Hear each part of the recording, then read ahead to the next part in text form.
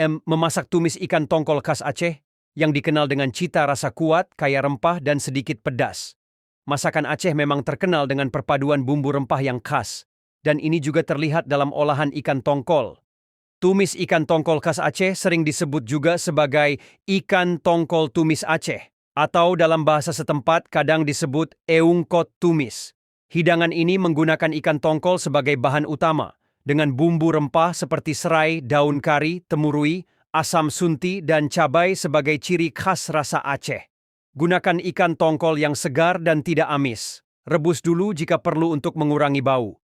Jangan terlalu banyak air, karena tumisan khas Aceh lebih kering dan berminyak. Sesuaikan jumlah cabai dan asam sunti sesuai tingkat keasaman dan kepedasan yang diinginkan. Sajikan dengan nasi panas, sambal ganja, sambal khas Aceh, dan sayur rebus seperti daun singkong atau rebusan terung ungu. Ini adalah lauk yang nikmat baik untuk makan siang maupun makan malam.